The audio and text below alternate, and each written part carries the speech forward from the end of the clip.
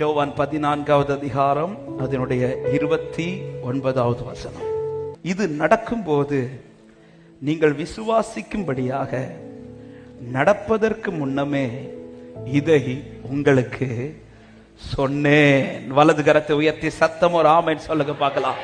இந்த வார்த்தை கொஞ்சம் புரியும்படி நம்ம சொல்ல போனா, எதை நான் சொன்னேனோ அது நிச்சயம் நடக்கும். ஆமென் சொல்லுங்க பார்க்கலாம்.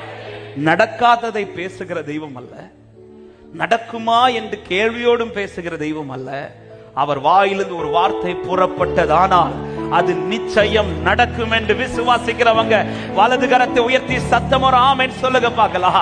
அப்படியானால் இன்று என்னோடு பேசி இருக்கிற வார்த்தைகள், கர்த்தர் எனக்கு தந்திருக்கிற வார்த்தை, ஒருவேளை ஒரு முறை தான் அவர் தந்திருக்கலாம், பல முறை அதே வார்த்தையை பேசாமல் இருக்கலாம், ஒரு முறை தான் பேசி இருக்கலாம்.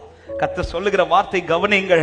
ஆமென். நடப்பதற்கு முன்னமே அதை உங்களுக்கு சொல்லி இருக்கிறார். அப்போ சொன்ன வார்த்தை நடக்குமா என்கிற கேள்வியோடு இருக்கிற வார்த்தை அல்ல, அது நடக்கும் என்கிற விசுவாசத்தோடு இருக்கிற வார்த்தை. ஆமென் சொல்லுங்க பார்க்கலாம். மனுஷன் சொல்ற வார்த்தை நடக்குமான்னு கேட்டா அதுல சந்தேகம் உண்டு, அதுல கேள்விகள் உண்டு, அதுல குழப்பங்கள் உண்டு. ஆனா அவர் சொல்லியிருக்க ஆபிரகாம் கூடாரத்திலே வந்து ஆபிரகாம் காது கேட்க சொல்லுகிறார். உற்பவ கால திட்டத்தில் ஆமே சாராள் குமாரனோடு இருப்பான்னு சொல்லும் போது அதை கேட்டு சாராள் கூடாரத்துக்குள்ள இருந்து சிரிக்கிறாங்க. சிரித்ததும் நீ சிரிச்ச எல்லாம் சொல்லிட்டு சொன்னது அவர் திருப்ப எடுக்கல. சாராள் காது கேட்க மறுபடியும் சாராளை பார்த்து சொல்றார், கர்த்தரால் ஆகாத காரியம் உண்டோ என்று சொல்லிவிட்டு திரும்ப அதே வார்த்தை எடுத்து சொல்றார். அதுல ஒண்ணு கூட மாற்றல. அவள் காது கேட்க மறுபடியும் சொல்ல, உற்பவ கால திட்டத்துல நீ ஒரு குமாரனோடு இருப்பாய்.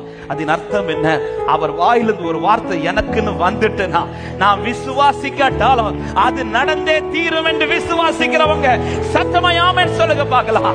ஹalleluya. இந்த வார்த்தையை சரியாய் அறிந்து நான் விசுவாசிக்காவிட்டாலும், அதுக்காக விசுவாசிக்க கூடாதுன்னு சொல்லல, விசுவாசிக்கணும். ஏன் இந்த வார்த்தையை சொல்றாங்க? ஒருவேளை நம்முடைய விசுவாசம் பலவீனமான, சில நேரத்தில் பலவீனமா இருக்கலாம். சில சூழ்நிலைகள் நாம் சந்திக்கும் போது பொதுவாகவே பார்த்தீங்கன்னா யார் வாழ்க்கையில வார்த்தை வருதோ அதன் பிறகு அவர்கள் சந்திக்கிற சூழ்நிலை என்பது வார்த்தை நிறைவேறுவதற்கான சூழ்நிலையா இருக்குமான்னு பார்த்தா நிச்சயமா இருக்காது. ஹalleluya. அதன் பிறகு அவங்க சந்திக்கிற ஒவ்வொரு காரியத்தை பார்த்தீங்கன்னா உண்மையிலே கர்த்தர் என்கிட்ட தான் பேசினாரா, எனக்காக தான் பேசினாரா, இந்த வார்த்தை எனக்கு தான் நடக்குமா, இப்படிப்பட்ட சூழ்நிலைகளை தான் நாம் டிராவல் பண்ண வேண்டியது இருக்கும். ஆனாலும் ஒரு காரியத்தை அறிந்து கொள்ளுங்க, சில சூழ்நிலை நிமித்தம் என் விசுவாசத்துல தளர்வு வரலாம். ஆனால் நான் ஒருவேளை விசுவாசத்துல தளர்ந்தாலும் சொல்லி அந்த கர்த்தருடைய வாயிலிருந்து வந்த வார்த்தை ஆனால் அது நடக்கும்னு நம்புறவங்க மாத்திரம் சத்தமாய் ஒரு ஆமென் சொல்லுங்க பார்க்கலாம்.